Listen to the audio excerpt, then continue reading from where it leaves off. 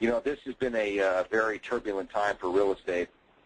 It's been turbulent for the entire economy, but this is a wonderful time for people who are serious about real estate, serious about making money, to start pooling capital. And syndication is really the art of pooling capital. So, Steve, go ahead. Would you introduce everything to our people? I guess to segue into the presentation, I'd like to share a quick little story with you. I like to teach an anecdote sometimes, but I was sitting in the car about 16 years ago with, at that time, my 3-year-old son in the back seat, and he was a little bored, so I let him out of his car seat. And he was eating a bag of trail mix, and we were playing this little game, and he reached from behind me after pulling something out of the bag and put it in my mouth, and I'd chew it up and identify what it was. I said, well, that's a coconut. And he'd reach around and put something else in my mouth, and I chewed it up, and I said, well, that's a peanut. We did this a few times, and finally he reached around, put something in my mouth, and I chewed it up, and I said, ew, yuck, what was that? And all I remember is this 3-year-old voice from the back seat saying, I don't know, Daddy, found it on the floor back here. So the point in that message is that when that happened, that bad taste in my mouth, I did not look to the back seat again for a solution. I didn't ask him for something else. I immediately looked to what I had as resources to fix the problem with that bad taste in my mouth. Napkins, water, gum, whatever. And my point is, as I segue into the presentation here, and more of the cause or purpose behind alternative economics and NSIC's Investor Club model is just that. Never before in the history of America have the United States public, or even countries that surround us, experienced such a bad taste in our mouths on a personal level financially and an economic level nationwide. And never before has there been a greater opportunity for those of you who are investment providers to bring alternatives to people other than looking to the back seat who has let them down so much. And that would be the financial planning industry and many of the other old traditions that just aren't working. We're going to expose you to the inside view. I'm going to take you to the back room of NSIC and show you how we develop these clubs and what's supportive and behind you if you develop a club using this model for generating or raising capital as a syndicator. So it's about using the Investor Club model of NSIC and the principles of alternative economics. So when we were down at the symposium, I asked the question, you know, that a lot of people wonder when they're trying to raise money, why does it seem so difficult to find investors who will invest in my projects? And I asked the question, who is more likely to engage in my investment projects? Is it going to be an educated investor, or is it going to be an uneducated investor? And of course, the resounding A as being the positive answer there is absolutely true.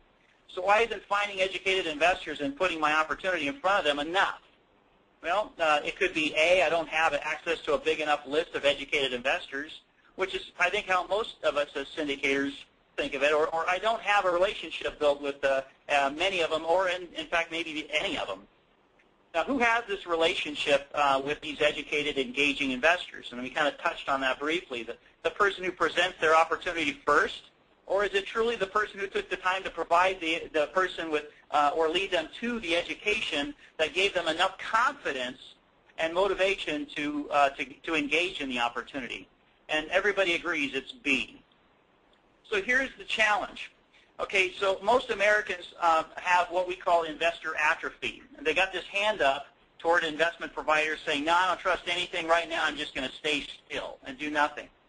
So we're fighting against social heredity, which comes from the media, relatives, wherever else that we get information and input from, a lot of times dictates what we do.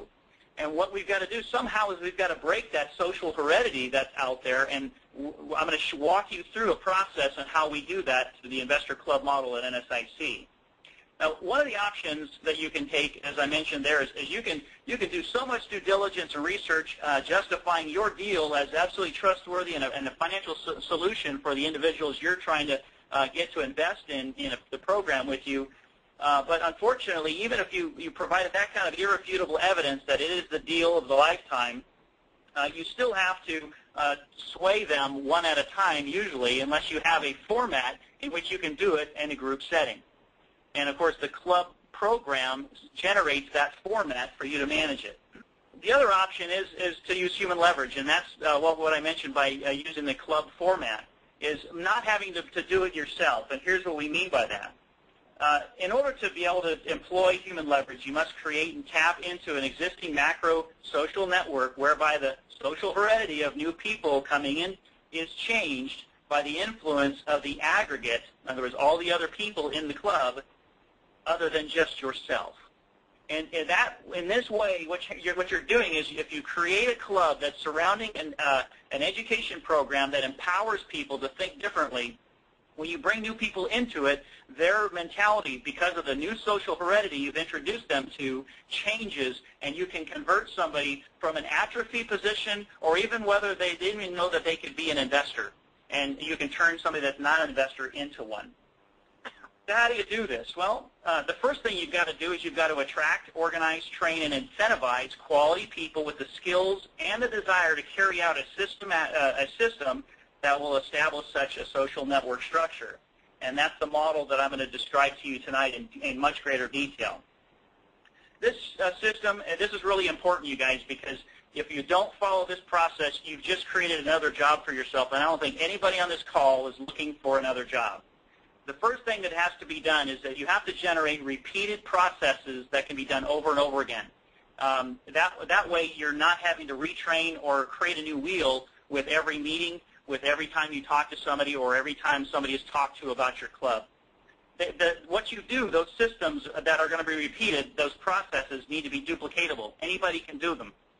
And the next thing is it has to be compounding. You need to have a structure within it so that once the information is put out there and the excitement and enthusiasm around it begins, that it begins to perpetuate even without your effort. And that's the idea of compounding. One of the ways that we do that in this model is we manage through automation that we got human interaction.